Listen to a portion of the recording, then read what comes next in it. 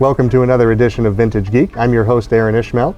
If you like vintage computers and talking about vintage computers, seeing videos on them, be sure to like and subscribe. It's going to help us a lot as we grow the channel here. Today we are talking about the Coleco Atom. At the end of the last video, I really wanted to explore the system a little bit more and kind of see what it had to offer, especially since our system does seem to be working and loading tapes correctly and everything. So we wanted to try a few programs, maybe see what the Smart Basic program is like, see what some basic programs are like, and see what some of the prepackaged games are like for the Coleco Atom. So I thought it'd be the perfect opportunity to do that here on Vintage Geek. So I decided to load the Smart Basic onto our Coleco Atom. This is one of the programs that I believe shipped with the unit originally. And they were pretty proud of the fact that it was fully compatible with AppleSoft Basic. They even mentioned that in the kind of opening screen here. It actually says it in parentheses. It's also interesting that it says, "Hello Tag Family." I don't know if they actually customized these to people that bought the systems. May your mind expand with great knowledge in its continued use. The Smart Basic manual we have, as I read online, it's not great. This was the revised text version that we have, and it does have some sample programs, none of which I'm going to get into today, but we do have an extra one of these data packs that says it has 32 basic programs on it. So I'm going to see if we can load that and catalog it and just see what those programs are, and maybe be able to run one or two of these, see what they look like. It says I should put catalog. Well, there's quite a few different things here. Well, I see one called Birthday. Let's see what Road Race looks like. Road Race. Hit the C key to continue. Okay. Road width. How about 7? Oh, we've got visibility conditions from terrible, bad, fair, and good. How about fair? Looks very rudimentary, but I like it. Oh, wait, how do I move? How do I move? Oh, well, I went 115 miles for a total of 115 miles in one day. Oh, there's a trigger. Maybe that's what I'm supposed to use. I don't actually know if this is supposed to use the joystick, but since the trigger was there, I'm going to say maybe. Let's do a road width of 10 and good visibility. Looks like that's our starting line here. Okay, it does use the joystick. Looks like this is all done in ASCII. It's a very, very simple basic program. It's kind of interesting that it's going from the top down. It's clever. I assume that this program just has some kind of randomization built in where it's making these borders in a certain way as you go through. I mean, somebody wrote this and we're probably pretty proud of it. The road width that I picked is fairly easy. I can imagine this being pretty challenging if it was a narrow one. I don't know if there's an actual end point here or not. Triggers don't seem to do anything. No weapons or anything. I guess there is no actual finish to this. It just ends whenever you hit a wall. Now let me just hit a wall. Wow, 5,695 miles. That's a lot of miles in a day. All right, interesting. Let's load Birthday. It seems as if the reference point to the actual tapes are in the middle somewhere of the tape, not at one end or the other. Every time it rewinds back, it seems to go back to the middle or mid position, which is interesting to me. Probability of 2 or more people with the same birthday. I'm not sure what piece of useful information that's giving us, but I'm gonna take a look at the catalog again. I did notice at the top there's a menu program. I don't know what Walloons is, but let's give it a try. According to this, Walloons is 9, so that's actually 9K. It's probably the biggest program on the cassette, so. All right, here we go. Atom Arena proudly presents the Flying Walloons, or Wall-uns. Oh, nice. I'm not sure if I'm actually doing anything right now or if it's just doing it on its own. Well, this is clever so far. I think he's gonna jump.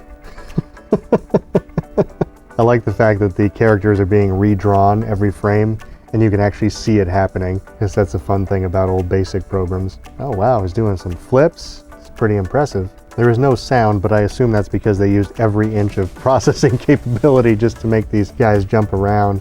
Oh, don't go head first. Oh no.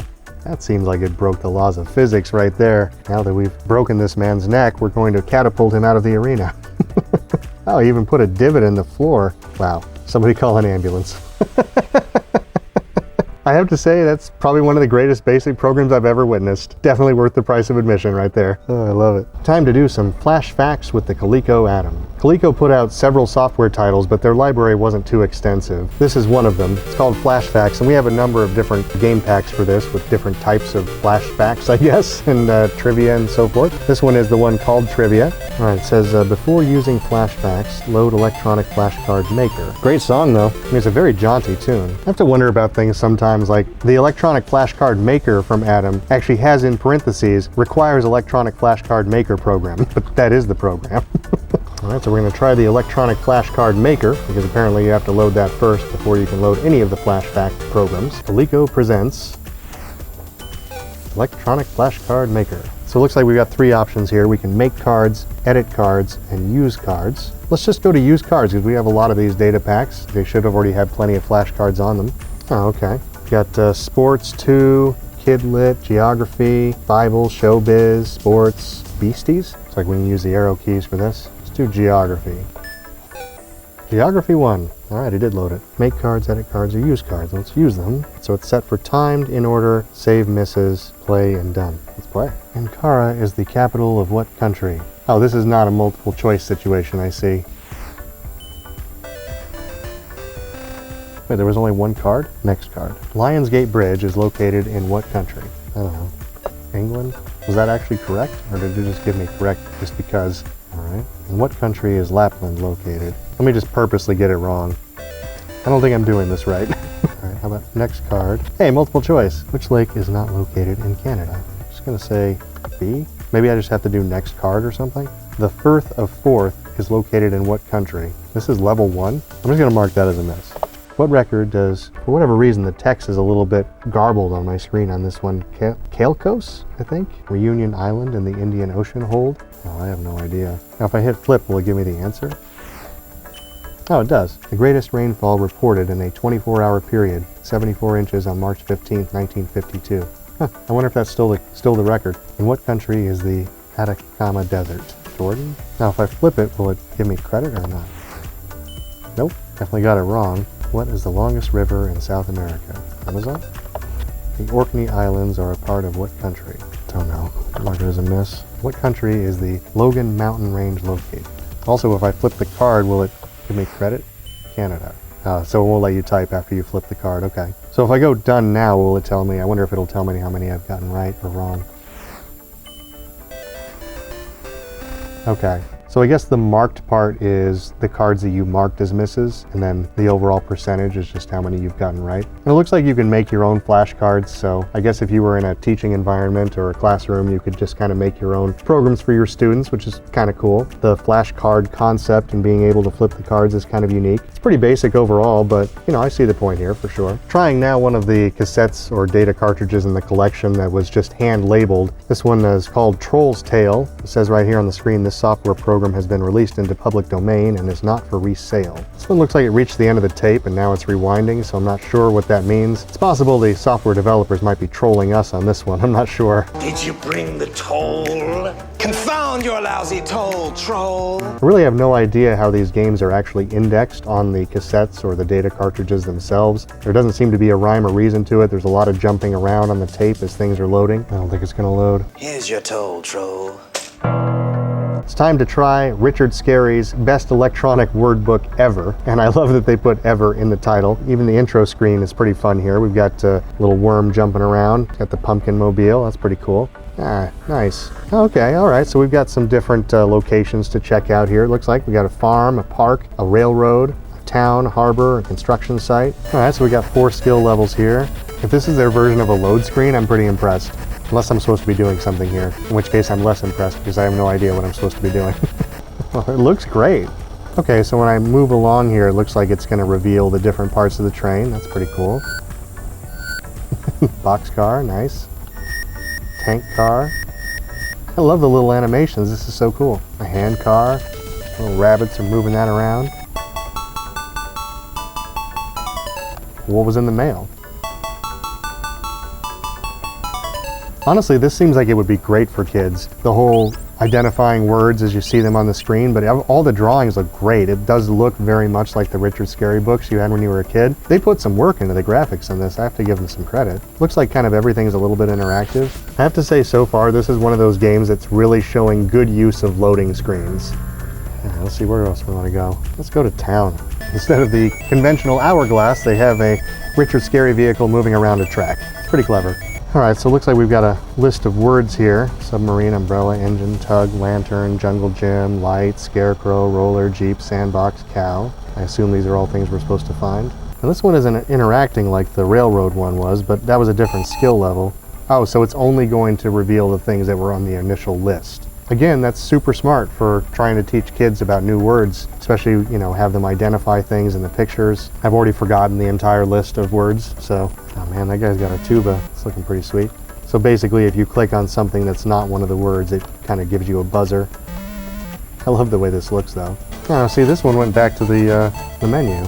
Also looks like now it's pointing to the farm and it's giving us music that would be consistent with that. So I don't know if when you do the harder level, if it's kind of you're looking through all the locations for those words. I guess that would make sense. We have no documentation for this particular game, so not really sure. This is the farm, so we should be able to find the scarecrow and the cow. Oh yeah, and it did take away the one word that we found in the city. Where's the cow? Now we gotta find the scarecrow. There's the scarecrow.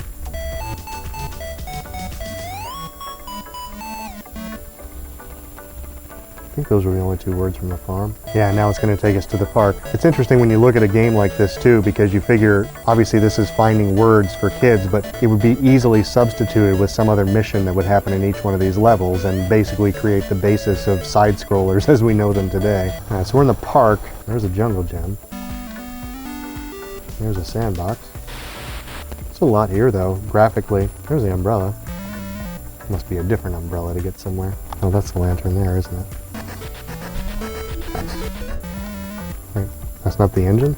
This is construction, roller, probably for painting. Unless they mean roller like steamroller. Nice. What are all these folks doing? There's a light. There's been two in every one except the railroad one, so that's kind of confusing. All right, so we still need 4 things. All right, so that looks like a tugboat. There it is. Where's the submarine? That boat's on fire. That's got to be a submarine. Nice. How can I skip? Can I skip back to the park? No, I can't, can I? Yeah, so the park and the railroad. Gonna have to cruise through the town real quick here. Well, unless that's the umbrella. Oh, nice. Did we miss an engine somewhere in here? Is that an engine on fire? It does definitely remind me of the Richard Scarry books. Always people getting into mischief. Well, let's just keep an eye out for any engines. Maybe an engine in the tractor? Nope. Don't see any engines around here. Seems like people are really enjoying their time at the park, though. I feel like it's got to be on the railroad. We'll say the soundtrack of this game really slaps. Come on. It's got to be this. There it is. Game over. There's no fanfare? Come on. That was at least 20 minutes out of my life. Game over. Come on. You're just going to keep showing it? There's no song and dance? Ah, come on. It's ridiculous. I want my money back. Very clever game, though. I feel like they used all of their creative energy on all the gameplay, and then by the time they had to come up with something for the ending, you know what, guys? We're out of space on the cartridge. We got nothing left. You know, just give them a game over and move them on to the next thing. It'll be fine. I'm actually curious if it just gives you a new list of words now. Is this like an ongoing game? You just have to keep doing it forever? Is this what hell is? Oh, yeah, it does give you a new list of words. You can just keep doing this all day long. Great for kids, though. Keep them entertained for a long time. I'm pretty impressed with the Richard Scarry game. It's definitely some of the most impressive graphics I've seen on the Atom so far, at least for static images, and did a really good job of kind of mimicking the style of the books and stuff. So very cool piece of software. I'm glad I got a chance to play this one. I have to say, for a console that got a lot of negative attention back at the time because of various production issues, I'm pretty impressed with the Coleco Atom. There's some really neat gameplay here, neat graphics capability, some really creative concepts that went forward with this. Now, we do have the Coleco Atom disk drive, and at some point I would like to get that working. We don't have all the parts for it right now. There's some other interesting games that I think would be cool to check out, but we got a good sampling of games today, and I'm glad I got to try them here on Vintage Geek. Hey, if you like what we're doing, if you like vintage computers, be sure to like and subscribe. And also, if you like the shirt that I'm wearing today, or maybe a Vintage Geek coffee mug like the one here, be sure to go to the merch store. The link is in the description. We've got all sorts of great gifts for holidays coming up. Those are just around the corner, so check that out right away. Until next time, I'm Aaron, and this has been Vintage Geek.